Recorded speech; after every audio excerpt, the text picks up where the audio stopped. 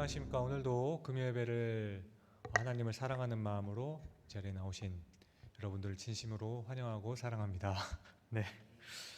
예, 오늘 말씀은 집에 대한 이야기가 나오죠. 그래서 저는 집에 대한 이야기를 들으면 항상 생각나는 동화 한 편이 있습니다. 여러분들은 혹시 아기 돼지 삼형제를 아십니까?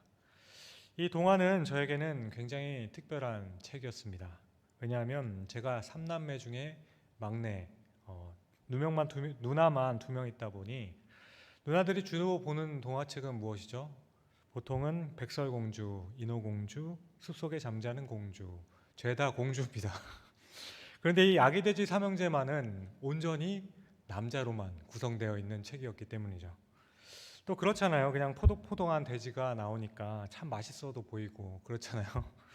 그래서 저는 이 책을 자기 전에도 보고 읽으면서 첫째와 둘째, 셋째가 과연 어떻게 생김새가 다른지, 옷은 어떻게 입었는지 살펴보기도 했습니다. 그리고 혹여나 누나들이 뺏어갈까 싶어 잠자는 자리 머리맡에 두면서 없어지지 않도록 이렇게 했던 것도 기억이 납니다. 어쨌든 이 아기 돼지 삼형제 이야기의 가장 중심되는 내용은 이 돼지들이 집을 짓는다는 내용입니다. 여러분, 무려 아기 돼지가 집을 짓습니다. 네, 영재의 수준을 넘으신 거죠. 예, 이 부분부터가 너무 창의적이지 않습니까? 아무튼 첫째 돼지는 산기슭에 아주 전망 좋은 곳에 지푸라기로 집을 짓죠. 그리고 둘째는 상 중턱쯤에 나무로 집을 짓습니다. 그리고 세 번째는 벽돌로 그것도 산 꼭대기에 집을 짓습니다. 이 세 돼지가 집을 짓는 곳에서 우리가 알 수 있는 것은 첫째 돼지의 목표는 집을 빨리 짓고 좀 쉬자는 데 목표가 있었던 겁니다. 그리고 막내 돼지는 시간이 걸리고 조금 힘이 들더라도 튼튼하고 조금 더 안전한 집을 짓는 것에 목적이 있었던 것이죠. 따라서 서로의 목표와 추구하는 것이 달랐기 때문에 빨리 집을 지어놓고 쉬기 시작한 첫째가 볼 때 막내는 참 미련하고 어리석게 보일 뿐입니다. 첫째가 생각하기에는 집이라는 건 바람 막아줄 벽과 햇빛과 비를 막아줄 지붕만 있으면 되는 것이지. 따라서 첫째가 볼 때 막내는 왜 그렇게 고생을 하는지 이해를 할 수가 없었습니다. 게다가 왜 산 꼭대기에다가 그 무거운 벽돌을 가지고 가서 튼튼하게 지으려고 하는지 이유를 알 수가 없는 거죠. 하지만 이 이야기의 끝을 알고 있는 우리로서는 첫째 돼지가 쉽게 집을 지은 후에 막내 돼지를 미련하게 생각했던 그 발상 자체가 첫째 돼지의 게으름과 어리석음의 표본이 된다는 것을 우리는 알게 됩니다. 그런데 여러분, 다시 한번 생각해 보시기 바랍니다.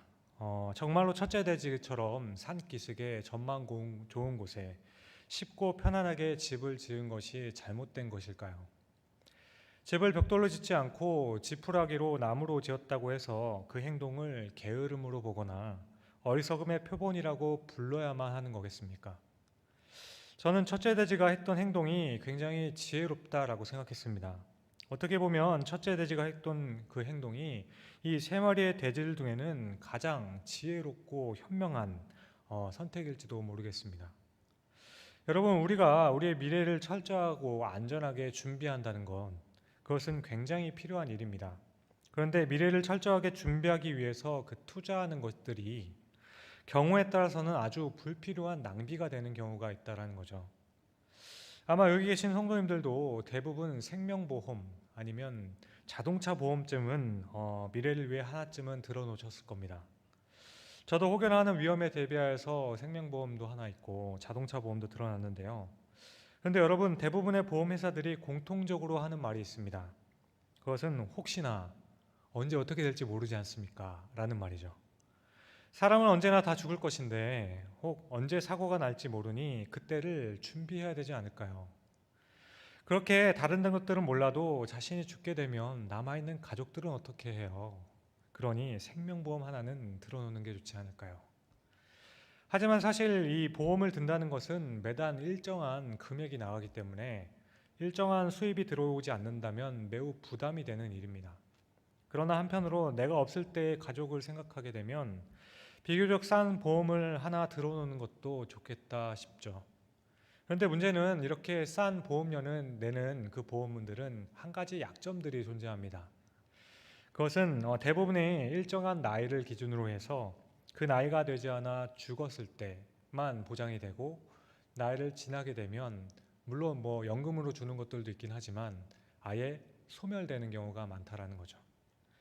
따라서 보험이 드는 것이 잘 준비해서 한 행동인지 아니면 불필요한 낭비인지를 결정하는 그 최대의 변수는 바로 보험을 계약하는 그 당사자의 죽음입니다. 보험을 들까 말까 하다가 보험을 들지 않았습니다. 그런데 이 사람이 계약한 날보다 전에 죽게 되었어요. 그러면 이 사람은 보험을 들지 않았던 것을 두고두고 후회할 겁니다. 반대로 이 나이가 이후에 죽게 된다면 가입을 안 하기로 정말 잘했다라고 생각하겠죠. 그러니 우리는 이 언제일지 모른다는 변수가 있기 때문에 모두가 다 망설이는 거겠죠. 그래서 이 변수 때문에 나중에 보면 미련한 사람이 지혜로운 사람이 되는가 하면 반대로 지혜로웠던 사람들이 어리석은 사람이 되기도 하는 겁니다. 그렇다면 다시 아기돼지 삼형제의 이야기로 다시 생각해 보면 이 이야기 속의 첫째 돼지가 미련하게 되는 그 이유는 과연 무엇입니까? 이 첫째가 미련하게 되게 되는 것은 간편하고 단순하게 산기슭에 집을 지었기 때문이 아니죠. 동화의 마지막에 첫째가 막내보다 미련하게 되었던 이유는 바로 이 책의 또 다른 결정적인 주인공인 늑대입니다. 늑대가 돼지들의 집을 무너뜨리지만 않으면, 잡아먹지만 않는다면 아무런 문제가 생기지 않는 거죠. 아기돼지 삼형제가 늑대 삼형제에게 늑대만 나타나지 않았다면 첫째 돼지를 누구도 뭐라고 할 수 없는 겁니다. 하지만 늑대가 나타났기 때문에 첫째는 미련하게 되고 셋째는 지혜롭게 되는 거죠. 주님께서는 오늘 본문 이전에 13절을 보시면 좁은 문으로 들어가라 하십니다. 그렇게 좁은 길로 가라고 하셨습니다. 하지만 우리가 생각할 때 성공과 안락함을 인생의 목표로 생각하는 사람들에게는 이 말이 맞지가 않습니다. 그러니까 우리가 우리의 삶에 겪게 되는 고생과 그 고난 자체에 의미를 부여하거나 거기에 가치를 부여할 것이 아니라면 할 수만 있으면 우리는 넓은 길로 가야 되는 거죠. 왜냐하면 넓은 문으로 들어가고 사람들이 많은 곳으로 가는 것이 확률적으로도 굉장히 편한 삶을 또한 안전하기 때문입니다. 하지만 여기에도 변수가 생기게 되죠. 내가 걸어가는 길이 넓은 문을 넘어서 넓은 길로 가고 있습니다. 함께 걷는 사람들도 참 많아요. 그런데 그 길 끝이 만약 멸망이라면 어떻겠습니까? 이렇게 되면 넓은 문, 넓은 길, 아주 많은 사람들이 함께 동행하고 있다 할지라도 아무런 의미가 없어지는 겁니다. 왜냐하면 그 길은 결국 멸망의 길이기 때문이죠. 물론 누구든지 좁은 길을 선호하는 것도 아닙니다. 또 좁은 길이 항상 넓은 문보다는 좋다라고 할 수 없겠죠. 그렇지만 만일 아무리 고생과 고난의 좁은 길을 간다고 하더라도 그 길 끝에 생명이 있다면 좁은 길로 가는 사람은 결국 지혜로운 사람이 된다는 거죠. 따라서 예수님께서는 좁은 문에 대해서 말씀하시면서 이어서 우리들의 말씀대로, 하나님의 말씀대로 살아야 한다는 것을 거듭 강조하신 후에 오늘의 이 비유를 하신 겁니다. 오늘 본문인 24절에서 27절까지의 말씀을 보면 반석 위에 집을 짓는 사람과 모래 위에 집을 짓는 사람 두 명이 존재합니다. 성도님들이 딱 보시기에도 이 장면을 보시면 누가 지혜롭고 누가 어리석은 사람인지 단번에 알아챌 수 있지 않겠습니까? 정말로 오늘 말씀대로 어떤 사람은 모래 위에 집을 짓고 있고 다른 사람은 반석 위에 집을 짓고 있습니다. 그렇게 이 둘을 나란히 두고 보면 이것은 누가 보아도 모래 위에 집을 짓는 사람은 너무나도 어리석은 사람인 거죠. 당연히 반석 위에 집을 짓는 사람이 지혜로운 사람입니다. 하지만 여러분, 우리는 나중에 결과를 알고 있기 때문에 그런 거죠. 여러분, 만일 집을 짓고 있는 그 장면만 생각해 보시기 바랍니다. 이렇게 되면 누가 더 지혜로운 사람인지 현명한 사람인지를 구분하는 것이 굉장히 어려워질 수 있습니다. 여러분, 도대체 어떤 사람들이 모래 위에 집을 짓겠습니까? 모래 위에 집 짓는 사람은 도대체 어떤 생각을 가지고 그 터 위에 집을 짓나요? 우리가 흔히 모래라고 생각하면 가장 먼저 떠올리는 것은 해변가겠죠. 그런데 여기서 말씀하고 있는 모래 위에 집 짓는 사람이 우리가 생각했던 그런 해변에 어렸을 적에 그냥 만들었던 두꺼비 집이나 성을 쌓는 것이 아니라면 무슨 생각으로 그 가운데 집을 짓겠습니까? 그러니까 언제라도 그 집이 어떤 변수에 있어서 무너질 수 있는 상황이라면, 그것을 알고 있다면 누가 자신이 살 그 집을 그곳에 짓겠냐는 말입니다. 물론 예수님의 이 말씀은 비유입니다. 그래서 과장하여서 어떤 핵심을 알려주려는 것일 수도 있겠죠. 하지만 이 비유는 우리의 실제 생활 속에서 충분히 볼 수 있는 비유인 겁니다. 왜냐하면 오늘 이 비유는 이 돼지 삼형제와 같이 한 사람은 산 꼭대기에 짓고 한 사람은 산기슭에 짓는 그런 모습을 묘사하는 것이 아니기 때문이에요. 여러분, 이 두 집을 짓는 사람의 환경은 산 꼭대기와 산기슭과 같이, 또 한 명은 지푸라기, 한 명은 벽돌로 짓는 전혀 다른 상황 가운데 이루어진 것을 말씀드리는 게 아니에요. 아주 집안이 좋은 곳에 똑같이 집을 짓고 있는 겁니다. 그러니까 모래 위에 집을 짓는 사람이나 반석 위에 집을 짓는 사람이나 똑같은 곳에서 같은 일을 하고 있다는 거죠. 그렇게 겉으로 보기에 두 사람은 같은 일을 하고 있고 차이가 없는 겁니다. 지금 이 두 사람이 집을 짓고 있는 땅은 지난번 홍수로 인해서 흙이 내려와서 마치 모래와 같이 흙이 상당히 많이 쌓여 있는 곳이죠. 그래서 이들이 집을 짓고 있는 이곳은 그 흙은 너무 부드럽고 골아서 굉장히 비옥한 땅인 겁니다. 따라서 집을 짓기 위해 땅을 파는데 삽을 넣는 대로 삽이 들어가게 되는 거죠. 나무를 막치로 박아 넣으면은 그냥 박는 대로 들어가게 되는 거예요. 그렇게 땅을 파고 나무를 넣어서 나무 주위에 땅을 밟아주기만 하면 튼튼하게 기둥이 잘 설 수 있는 상황이라는 겁니다. 텐트를 쳐보신 분들은 아실 겁니다. 텐트를 지지하는 그 지주핀이 그냥 잘 박히고 발로 눌러만 주면 잘 빠지지 않는 그런 안전한 땅들 말이죠. 그런 땅이라고 생각해 보시면 될 것 같아요. 그래서 한 사람은 일이 너무 잘 진행됐기 때문에 마음이 참 좋았습니다. 아, 내가 참 운이 좋은 사람이구나 했어요. 이렇게 경치와 공기도 좋은 곳에 땅마저 이렇게 좋아서 그냥 일이 일사천리로 진행되니 너무나도 좋았던 겁니다. 그렇게 이 사람은 쉽게 땅을 파고 기둥을 세우고 집을 세웁니다. 그러다가 함께 시작했던 옆에 있던 친구를 바라보게 돼요. 그런데 자기는 벌써 기둥과 지붕이 올라가기 시작했는데 이 친구는 아직도 땀을 뻘뻘 흘리면서 땅을 파고 있는 거죠. 아니, 쉽게 살 수 있는데 왜 저렇게 힘들게 살까? 의문스럽습니다. 내가 보기에 지금쯤이면 충분히 기둥 세우고 벽도 세워도 되는데 왜 저렇게 힘들게 계속 땅만 파는 걸까? 그래서 참 안 되기도 하고 답답했던 그 마음 가운데에서 한마디 합니다. 아니, 여보게 지금 왜 그렇게 땅을 파는 거야? 집을 땅 밑에 지으려고 하나? 좀 지혜롭고 여론껏해. 그렇게 깊이 파서 나무를 세우지 않아도 이 땅은 그런 땅이 아니야. 충분히 할만해. 그런데 그 말을 듣던 친구는 아랑곳하지 않고 자신이 그 삽이 단단한 바위에 부딪힐 때까지 계속 땅을 파는 거죠. 물론 이 친구도 그렇게 깊이 땅을 파지 않아도 집이 무너지지 않을 것이라는 것을 잘 압니다. 하지만 이 사람은 그렇게 집을 짓지 않기로 했습니다. 아니, 그렇게 집을 지을 수가 없었습니다. 그래서 계속 파내려 가다가 마침내 딱딱한 집 안에 도착하자 그때야 비로소 기둥을 세우기 시작합니다. 다른 친구보다 몇 배나 시간이 걸렸고 몇 배나 에너지를 소모했어요. 정말로 힘든 일이었습니다. 그렇게 겨우겨우 기둥을 세우고 허리를 세우고 주위를 둘러보는데 이미 옆에 있는 친구는 이미 벽과 지붕이 세워져서 대문까지 멋지게 달아 페인트 칠을 하며 집을 치장하고 있는 겁니다. 옆에 친구의 집을 보니 아주 크고 훌륭하게 너무나도 잘 지어 있던 거죠. 그렇게 옆에 친구는 자신보다 더 빨리 집을 지었기 때문에 훨씬 더 많은 시간을 집을 화려하게 꾸미는 데 사용합니다. 그냥 보기만 해도 운치가 있고 참 좋은 집이었습니다.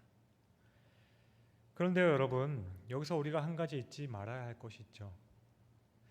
그것은 집을 그 친구가 빨리 지었다고 해서 그 친구의 집이 부실공사되었다라는 것은 아니라는 겁니다. 이 친구는 워낙 게으른 사람이라서 대충대충 집을 지었다라고 생각할 이유는 한 가지도 없는 거죠. 다만 기초가 다른 친구에 비해서 허술하긴 하지만 나름대로 튼튼하고 실용적인 집을 지은 겁니다. 그렇게 여기 모리 위에 집을 지었다고 하는 이 사람을 기초가 단단한 반석 위에 집을 짓지 않았기 때문에 결코 게으른 사람이라고 판단해서는 안 되는 겁니다. 이 사람은 그에게 주어진 환경과 조건에서 최선을 다해서 자기가 원하는 그 집을 지은 거예요. 그래서 아직은 이 사람은 어리석은 사람이 아닙니다. 아직은요. 여러분, TV를 통해서 여러 나라의 집을 보신 적이 있죠? 세계에는 여러 가지 집이 있는데 그 집들은 모두가 다 각각의 이유가 있어 집이 만들어집니다. 생김새가 다르고 어떤 부분을 더 강조하기도 하죠. 왜냐하면 각각의 집은 그 나라와 그 기후와 환경에 따라 달라지기 때문입니다. 아마존이나 정글에 있는 집은 기둥은 거의 없고 땅도 그렇게 깊이 파지 않습니다. 심지어 나무 위에 있거나 지붕조차 없는 집도 많죠. 추운 지방의 집도 기초는 그렇게 두껍게 파지 않더라도 벽은 두껍게 하고 기둥과 벽들은 두껍게 해서 지붕도 두텁게 해서 추위가 안으로 들어오지 못하게 합니다. 옆나라 일본 같은 경우에는 지진이 하도 많이 일어나기 때문에 내진 설계를 꼭 해야 되고 집안을 매우 깊이 파서 집을 짓는 것으로 하죠. 그게 가장 우선되는 목적입니다. 그러니까 일본에 있는 사람들의 집이 추운 지방과 그런 열대야 지방에 있는 그런 집보다는 더 잘 지었다든지 아니면 다른 아열대 집에 있는 그 사람들이 부실공사로 지었다든지 더 나태하게 집을 지었다는 것은 전혀 맞지 않는 논리라는 거죠. 기후나 환경을 고려할 때 아마존에 집을 짓는데 일본의 집처럼 깊이 파서 내진 설계를 할 것까지는 없는 겁니다. 이것은 낭비죠. 왜냐하면 그곳에는 겨울도 없을 뿐더러 지진도 나지 않기 때문입니다. 추운 겨울도 없고 지진도 없는 아마존에서 겨울과 지진을 대비해서 하는 것은 낭비라는 겁니다. 그렇게 사실 집의 목적을 두고 계산해 보면 충분히 낭비인 거죠. 그러니까 다시 본문으로 돌아와 모래 위에 집을 지었다고 하는 이 사람은 얼마 지나지 않아서 무너질 것을 알면서도 엉터리로 집을 지은 사람이 아니라는 거예요. 마찬가지로 주님께서 오늘 말씀하신 모래 위에 집을 지은 이 사람도 게을러서 아무렇게나 살아가는 엉터리 인생을 살아가는 사람이 아니라는 겁니다. 그러니까 하나님을 믿는 사람이 그렇지 않는 사람들보다는 더 성실하고 더 진실하고 더 지혜로워서 철저하게 계산하는 반면에 하나님을 믿지 않는 사람들은 더 게으르고 나태하고 불성실한 사람들이라고 말할 수 없다라는 겁니다. 어떻게 자기 인생의 집을 짓고 있는데 마음대로 아무렇게나 짓겠습니까? 그러니 성실하게 살아가고 있는 대부분의 사람들은 자기가 지금 모래 위에 집을 짓고 있다고 생각하지 않는다는 거예요. 여러분들은 지금 여러분들의 그 집을 모래 위에 지으십니까? 아니면 반석 위에 짓고 계십니까? 얼마나 열심히 최선을 다해 튼튼히 미래를 준비하고 얼마나 조심스럽게 자기 인생을 집을 짓고 있는데 어떻게 그 사람들을 가리켜서 감히 게으르고 어리석다라고 미련한 자라고 말할 수 있겠어요? 그러니까 오늘 모래 위에 집을 지은 사람은 집을 짓는 전문가들의 도움으로 아주 과학적으로 그 집안과 환경에 가장 효율적인 집을 지었던 겁니다. 그가 지은 집은 그렇게 쉽게 무너질 집이 아니었던 거예요. 오히려 사람들이 이 사람의 집을 찾아와서 어떻게 이렇게 완벽하게 집을 지을 수 있느냐고 감탄하고 수단도 좋고 능력 있는 사람이라고 칭찬합니다. 정말 근사하고 튼튼한 집이에요. 그렇게 이 두 사람이 지은 집의 차이는 어떤 재료를 썼는지도 아니고 어떠한 건축 방법이 들어갔는지도 아니며 어느 집을 더 튼튼하게 지었는 것도 아닙니다. 아니 더 엄격하게 말한다면 모래 위에 집을 지은 사람이 훨씬 더 시간을 단축하며 지었기 때문에 더 능력 있고 지혜로워 보이게 되는 거죠. 그렇다면 여러분, 이 두 집의 성공과 실패를 나누는 가장 최대의 변수가 무엇인지 아십니까? 이 두 명의 집에 대한 성공과 실패를 나누는 그 최대의 변수는 얼마나 빨리 지었는가 늦게 지었는가가 아닙니다. 얼마나 큰 집이었는가 작은 집이었는가도 아니에요. 이 집들이 잘 지어진 집인지를 판단할 수 있는 그 최대의 변수는 바로 창수, 홍수입니다. 여러분, 홍수만 나지 않는다면 모래 위에 집을 지은 사람은 아주 지혜로운 사람이에요. 홍수만 없다면 모래 위에 집이 훨씬 더 계산적이고 능률적으로 지은 거죠. 하지만 홍수가 있기 때문에 문제가 되는 겁니다. 바람이 불기 시작하고 비가 와서 홍수가 나게 되면 모래 위에 지은 집은 반석 위에 있지 않기 때문에 다 쓸려가 버리는 겁니다. 순식간에 그 화려했던 것이 다 사라지게 되고 자랑했던 그 모든 것들이 부끄러워지게 되는 그 때가 되어버리는 거죠. 가장 지혜롭게 보였던 그것들이 가장 어리석은 것이 되어버리는 그 순간이 되어버리는 겁니다. 홍수만 나지 않는다면 기초가 튼튼하지 않아도 사실 문제가 될 것이 하나도 없는 것이죠. 저라도 그렇게 집을 짓겠습니다. 건물의 튼튼함보다는 편리한 집이 좋죠. 보이지 않는 내실공사보다는 사람들이 볼 수 있는 곳에 화려하게 치장을 하는 것이 더 좋습니다. 사람들에게 과시할 수 있으면서도 편리한 집을 짓겠어요. 오해하지 마십시오. 그렇다고 해서 집을 날림으로 엉터리로 짓는다는 것이 아닙니다. 이 홍수라는 변수만 없다라면 저도 그렇게 짓겠다라는 거예요. 오늘 주님께서 말씀하신 것은 우리 인생에는 이 최대의 변수가 있다라는 거예요. 우리 인생에 어느 날 바람이 불고 비가 와서 홍수가 나는 때가 있다라는 겁니다.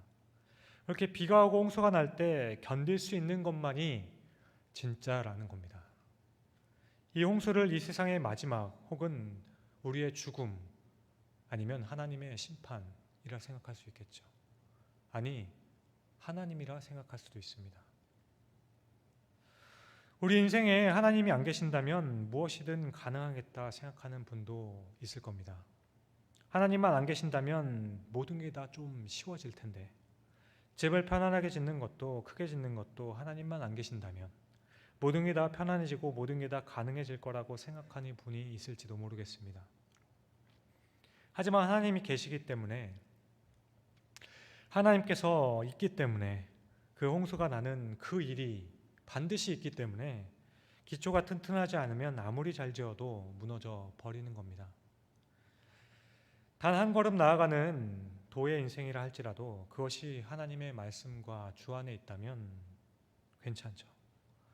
하지만 5걸음 한 번에 가는 모의 인생이로서 당장은 성공가도에 있는 것처럼 보일지라도 그의 삶이 하나님 안에 있지 않는다면 결국은 도가 모를 역전하게 되는 겁니다. 우리가 하나님 앞에서 내 인생을 돌아보는 건 그것이 아니라면 어떤 재료를 썼는가, 얼마나 노력하며 살았는가, 얼마나 큰 집을 지었는가, 얼마나 번창하며 살았는가, 그것은 그리 큰 의미가 없어지는 겁니다. 대부분의 사람들은 자신의 인생을 계획하면서 하나님을 계산하지 않습니다. 아니, 엄밀히 말하자면 하나님은 계산은 하긴 하지만 조금 더 쉽고 빠르고 편하게 짓고 싶은 그 수단으로 하나님을 생각하죠. 다시 말해 하나님께서 나를 도와주셔서 조금 더 쉽고 조금은 더 빠르게 또 편리하게 고통당하지 않으면서 나의 인생의 그 집을 짓게 해주시면 좋겠다 싶어서 하나님께 부르짖습니다. 하지만 우리가 정말로 하나님 앞에서 집을 짓고 있다고 생각하면서 집을 짓는 사람은 그리 많지 않다라는 거예요. 많은 사람들은 자신의 죽음을 늘 생각합니다.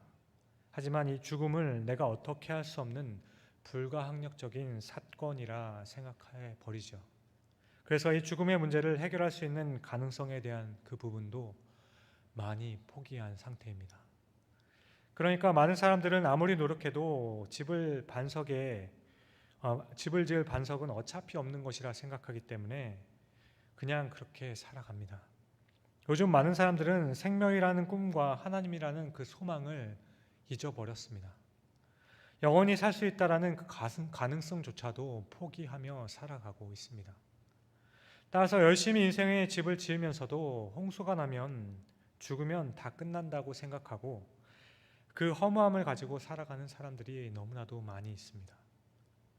사람들은 그래서 기왕 홍수가 나서 내 집이든 너네 집이든 다 무너지는 것이라면 기왕이면 그냥 대충 빨리 짓고 편하게 살다가 홍수가 나서 다 무너져 끝났으면 좋겠다는 쾌락적 허무주의 가운데 살아가고 있는 겁니다. 그래서 사람들이 정말 자주 하는 말이 있죠. 인생이 뭐 있어. 한번 살다 가는 인생 내 마음대로 하는 거지 뭐. 그런데 여러분, 오늘 주님께서는 그것이 아니라고 생각하는 그 자녀들에게 희망을 주시는 겁니다. 이 땅에 살면서 주님의 말씀을 붙들고 어떻게든 살아보려는 바로 우리들에게 소망을 주고 계시는 거예요. 정말 세상을 거스르며 힘들게 살고 있는 우리들에게 위로하시는 겁니다. 집이 안 무너질 수도 있어. 안 무너지는 집을 지을 수가 있어. 상렬아, 그 죽음을 뛰어넘고 그 죽음의 현실을 극복하여서 영원히 살 수 있는 그 집을 지을 수가 있어.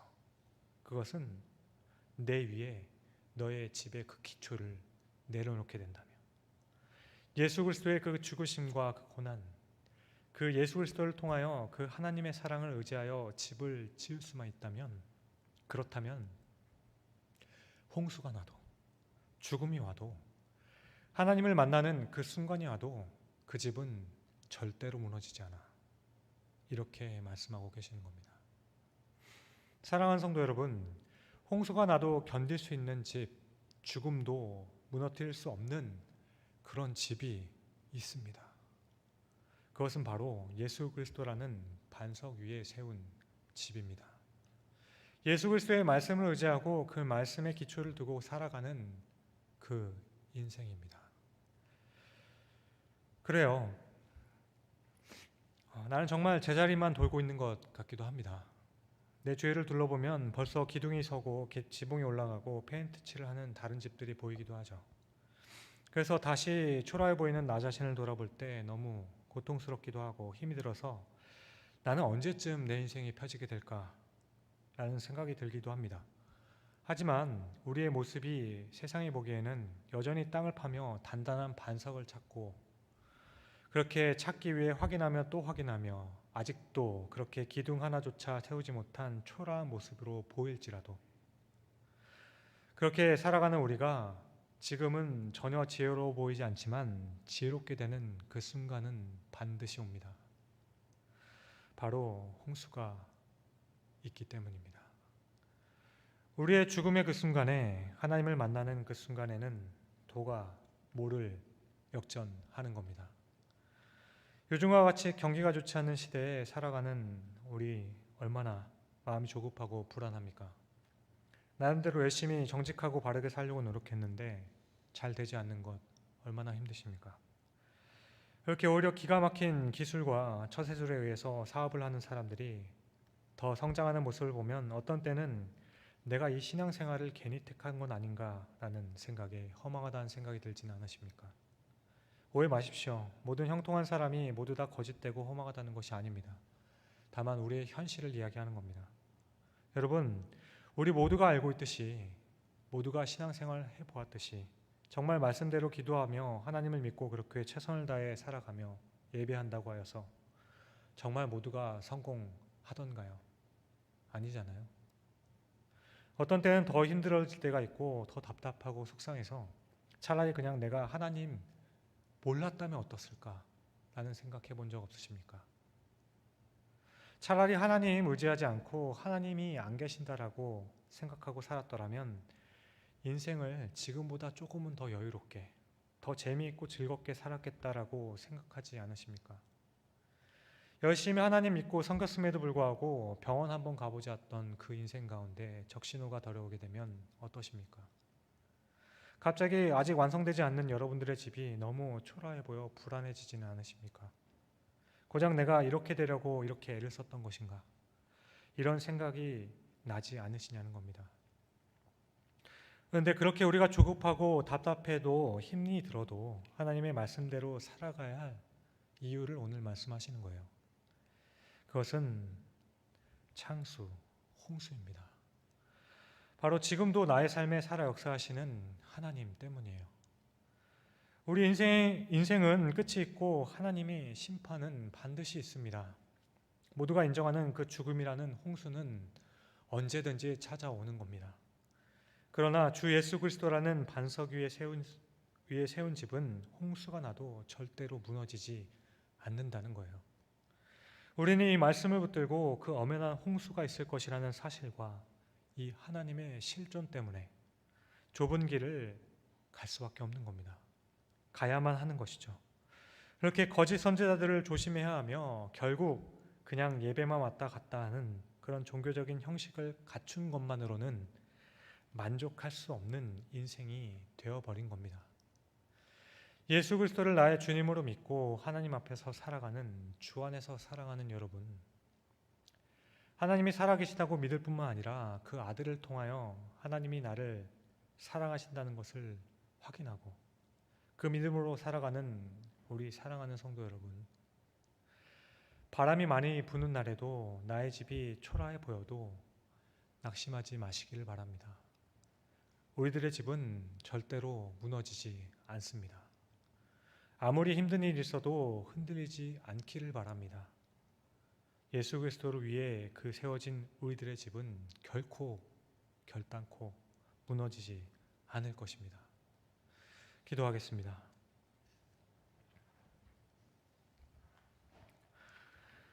사랑하는 주님, 어떻게 하면 우리 신앙이 빨리 자랄 수 있을까? 또 어떻게 하면 신앙의 열매를 빨리 볼 수 있을까 생각하면 어떻게 하면 될지 그 방법을 알 수 있을 것 같기도 합니다. 하지만 주님, 그렇게 빨리 하는 것이 과연 성공일까 생각해 보면 또 그것은 아니라는 생각이 들기도 합니다. 그럼에도 불구하고 주님, 우리는 너무나도 자주 흔들립니다. 옆에서 무럭무럭 신앙이 자라가는 다른 사람들을 보고 있노라면 내 자신이 너무 초라해서 너무 낙담될 때가 있습니다. 내 나름대로는 튼튼한 기초 위에 세운다 했는데도 불구하고 그냥 속절없이 무너져 내리는 것을 보게 될 때 더 초조해지고 불안해져서 이제는 그만두고 싶다는 생각을 할 때도 있습니다. 하지만 주님, 홍수가 나면 무너질 그 집을 우리가 어떻게 지을 수가 있으며 홍수가 나도 무너지지 않을 그 집이 있다 하시는데 어떻게 그 집이 초라하다 하여 튼튼하게 세워진 그 기초를 무시하고 가볍게 여길 수 있겠습니까? 그러므로 오늘 모인 우리 사랑하는 우리 모두가 말씀으로 깨닫는 우리의 신앙을 생각하며 얼마나 큰 집일까, 얼마나 좋은 재료일까 보기 전에 내 집이 과연 튼튼한 반석 위에 기초를 놓고 있는가를 볼 수 있게 하여 주시옵고, 흔들리지 않는 반석 위에 기초가 놓여 있다면 조금은 작아도 아직은 많이 부족해 보여도 오히려 안심할 수 있는 큰 믿음을 허락하여 주시옵소서. 그렇게 우리가 그 믿음 때문에 힘을 얻게 하시고 그 하나님을 믿는 믿음 때문에 우리가 낙심하지 않게 하시며 하나님의 살아계심을 믿는 그 믿음 때문에 우리에게 맡겨지신 그 모든 일에 최선을 다하고 충성하며 주어진 주 안에서 한량없는 기쁨을 누릴 수 있는 그 인생 되게 하여 주시옵소서. 감사합니다. 이 모든 말씀을 우리의 인생의 홍수에서부터 구원해 주시며 결국은 생명의 길로 인도해 주신 우리 구주 예수 그리스도의 이름으로 감사하며 기도드립니다. 아멘.